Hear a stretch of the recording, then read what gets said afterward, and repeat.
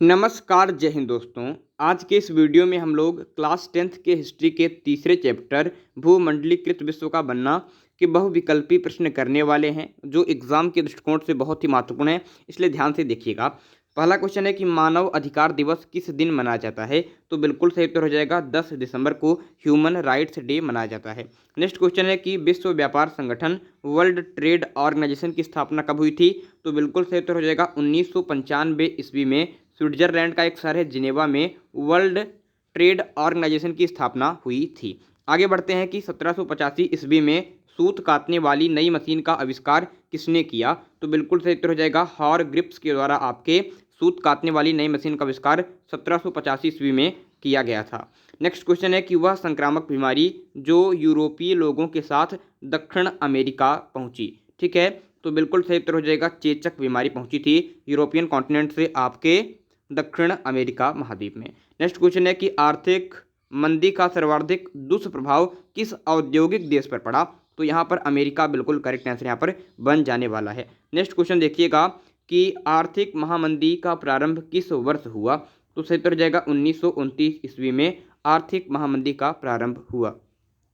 Next question है कि भारत के अनुबंधित मजदूर, जिन्हें गिरमिटिया मजदूर भी कहते हैं, को निम्न में से किन देशों में ले जाया जाता था?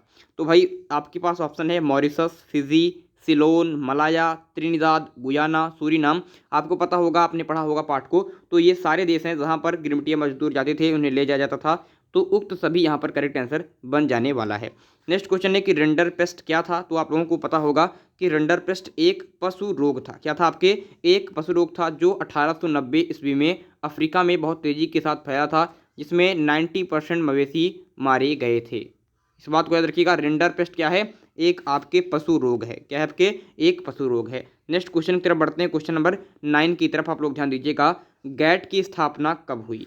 गैट की स्थापना कब हुई? तो 1947 ईस्वी में गैट की स्थापना हुई थी। आगे बढ़ते हैं कि क्रिस्टोफर कोलंबस, आप लोग जानते होंगे कि स्पेन जो एक यूरोपीय देश है, इसी का निवासी था क्रिस्टोफर कोलंबस। इन्होंने गलती से जिस अज्ञात महाद्वीप में पहुंच गया उसका क्या नाम था? तो भाई उसका नाम था अमेरिका। ठीक है, अमेरिका की खोज किसने की?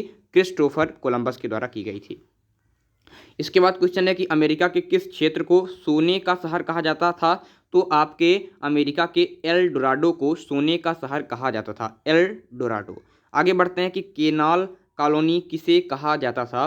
तो यहाँ पर आप लोग देख लीजिए, बिल्कुल सही उत्तर हो जाएगा कि नहर के किनारे बसने वाले लोगों की जो कॉलोनी होती थी उसे ही केनाल, केनाल मतलब होता है नहर, और कॉलोनी मतलब होता है कॉलोनी, आप लोग जानते हैं आप लोग। तो भाई आपके जो नहर के किनारे बसने वाले लोगों की जो कॉलोनी होती थी उसे केनाल कॉलोनी कहते थे। ये तो आपको शब्द से ही पता चल रहा है, हो जाएगा।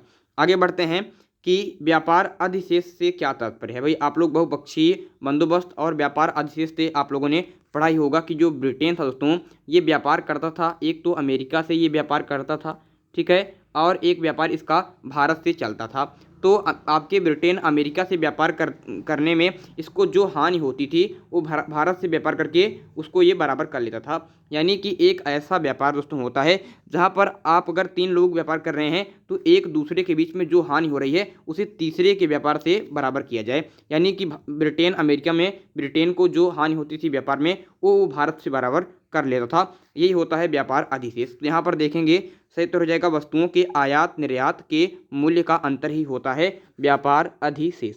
ठीक है, व्यापार अधिशेष होता है वस्तुओं के आयात निर्यात के मूल्य का अंतर। आगे देखेंगे क्वेश्चन नंबर 14 की तरफ, मोस्ट इंपॉर्टेंट क्वेश्चन है यहाँ पर कि ब्रिटेन वुड्स व्यवस्था का आधार क्या था? तो ब्रिटेन वुड्स व्यवस्था का आधार था निश्चित विनिमय दर। ठीक है, यहाँ पर निश्चित विनिमय दर बिल्कुल करेक्ट आंसर यहाँ पर बन जाने वाला है। आगे क्वेश्चन है कि विश्व व्यापार संगठन की स्थापना कहाँ पर हुई थी? तो जिनेवा में हुई थी। अभी मैंने बताया था कि वर्ल्ड ट्रेड ऑर्गेनाइजेशन की स्थापना जिनेवा में 1995 ईस्वी में हुई थी। इसके बाद क्वेश्चन है 1785 ईस्वी में सूत काटने वाली नई मशीन का आविष्कार किसने किया? ये भी क्वेश्चन हमने पढ़ लिया है कि हॉर ग्रिप्स के द्वारा किया गया था। अगले क्वेश्चन की तरफ थोड़ा सा बढ़ेंगे और देखेंगे कि जीतने के लिए स्पेनिश सेनाओं द्वारा प्रयोग किया गया सबसे शक्तिशाली हथियार कौन सा था? तो आपके कीटाणु। यहाँ पर करेक्ट आंसर बन जाएगा। आगे बढ़ेंगे थोड़ा सा कि वह उद्योगपति जिसने 1920 के दशक में लागत को कम करने का निर्णय लिया। तो यहाँ पर करेक्ट उत्तर हो जाएगा हेनरी फोर्ड। आगे बढ़ेंगे कि IMF और विश्व बैंक, एक है IMF और एक है वर्ल्ड बैंक, ठीक है, ने कब से औपचारिक रूप से कार्य आरंभ किया? तो भाई इन लोगों ने 1947 ईस्वी से औपचारिक रूप से कार्य आरंभ किया। इसके बाद क्वेश्चन है कि 20वां क्वेश्चन आपका अंतिम क्वेश्चन है कि निम्न में से किन राष्ट्रों को मित्र राष्ट्रों में शामिल किया गया था? पुर्तगाल, स्पेन, स्वीडन। गलत है भैया आपके। जर्मनी, ऑस्ट्रेलिया, हंगरी, तुर्की। नहीं भैया ये तो आपके केंद्रीय शक्तियां हैं, ये नहीं होगा। Italy, Netherland, Romania. नहीं, ये भी नहीं होगा। यहाँ पर ये सही उत्तर हो जाएगा ब्रिटेन, फ्रांस और रूस। ये सोवियत संघ कहते थे, तो ये देश थे जिन्हें मित्र राष्ट्रों में शामिल किया गया था। इसमें अमेरिका भी था। ब्रिटेन, फ्रांस, रूस के अलावा अमेरिका भी आपके मित्र राष्ट्रों में था। और आप जर्मनी की बात करते हैं, इटली की बात करते हैं, हंगरी, तुर्की की बात करते हैं, ये सब आपके केंद्रीय शक्तियाँ थी, ध्रुवीय शक्तियाँ, केंद्रीय शक्तियाँ। ठीक है, तो ये 20 क्वेश्चन हो गए आपके भूमंडलीकृत विश्व का बनना चैप्टर के। आप लोग कमेंट करके बताइएगा कि आज की क्लास आप लोगों को कैसी लगी। और ऐसे ही क्लास 10th के इंपॉर्टेंट MCQ और शानदार से वीडियो को देखने के लिए हमारे चैनल को सब्सक्राइब कीजिए, बेल आइकन को प्रेस कीजिए और इसी तरीके से बने रहिए। धन्यवाद।